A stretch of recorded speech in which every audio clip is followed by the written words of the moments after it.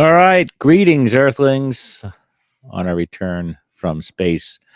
Basement Tapes 132 on that 70s card show. And we are back on the ground, our feet planted firmly in the turf, and maybe even a knuckle or two as well as we look at the 1963 Topps football set. This is a set that does not do much for my imagination.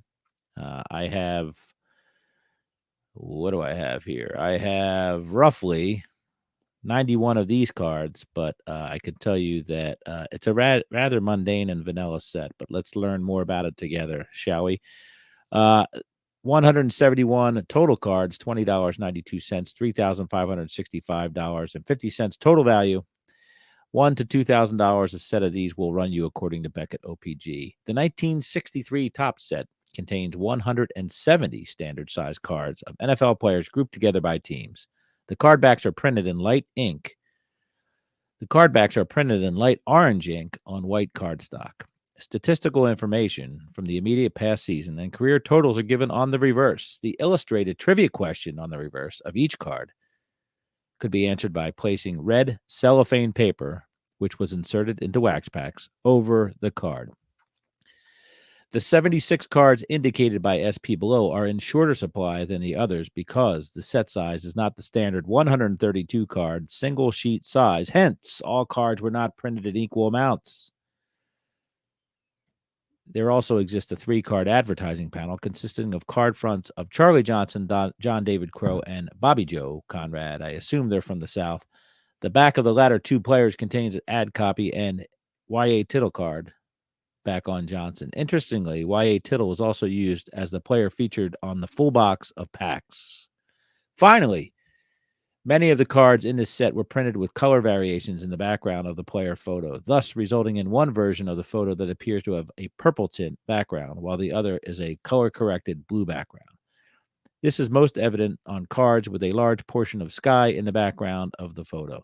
Most collectors feel that the purple sky version was generally printed in shorter supply, but the market has not yet clearly indicated any price differences thus far.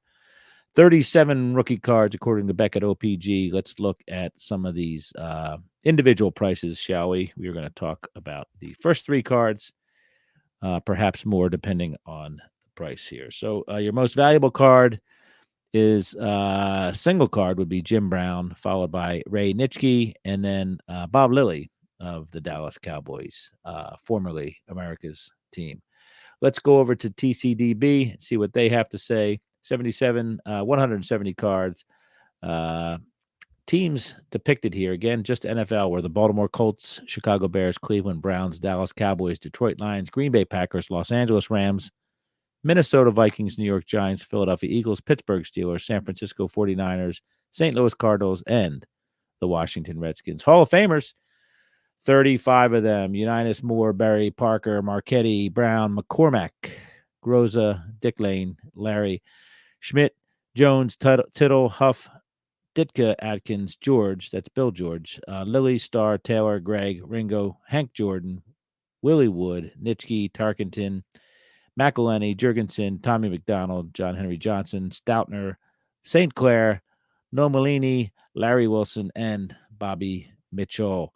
Rookies in here, 37 of them. We won't get too deep into that, but there are some short print rookies and there are some big ones. Jim Marshall's in there as a rookie. I always find it fascinating that he's not in the Hall of Fame, but that might just be me. Inserts and related stuff. There is the ad that we talked about. It's not depicted on TCDB, but there is that ad that we spoke about. Comments. Phil says, lots of good rookies in this set, including Deacon Jones, Willie Wood, Jim Marshall, and Bob Lilly. The packaging, as we said, well, the packaging is very interesting. There is Y.A. Tittle in the 5-cent wax box, dropping back, perhaps for a pass completion, perhaps for a sack.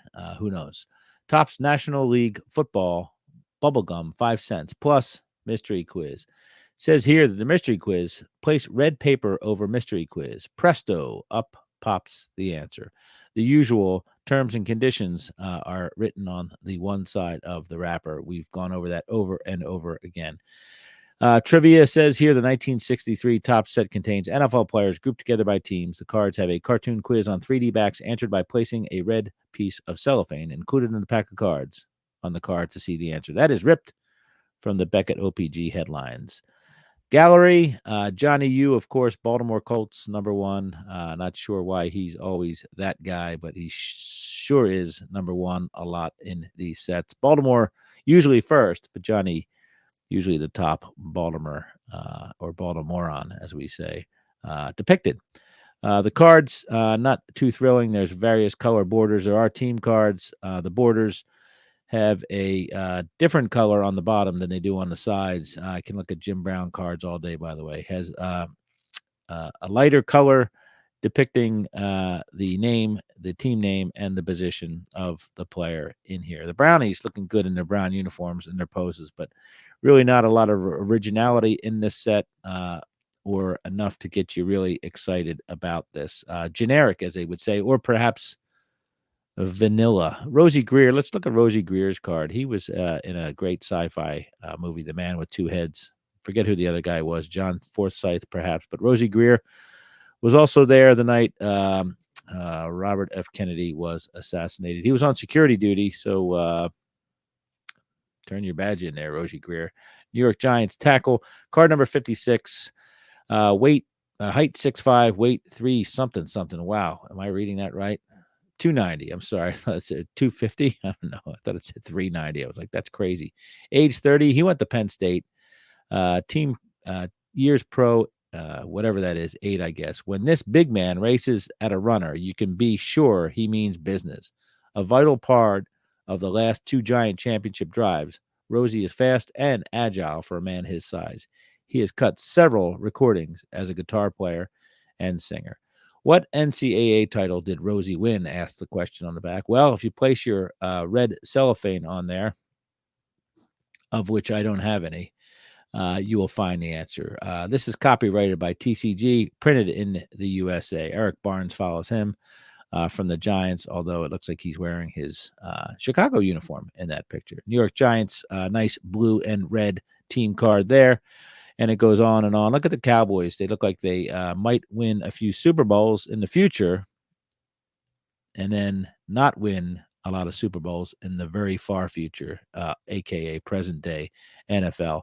Jerry Norton is doing something by himself on the field with his single bar face mask. I love that stuff. Go Eagles. But he is obviously a Dallas Cowboy, as it says clearly below his name. He's wearing an Eagles uniform, though. So checklist abound here. Bart Starr is handing us a football. He is done with the football. Jim Tower looking classy. And those great Packers teams of that time having a good old time on the football field, kind of kicking everybody's derrieres. So anyway, plenty of beautiful football cards in here. Just doesn't do much for me as far as the design. Love the pictures, but nothing stands out or makes me want to run out and throw my panties at this set. So that's the 1963 Topps football, 170 total cards. And that also is the end of Basement Tapes number 131.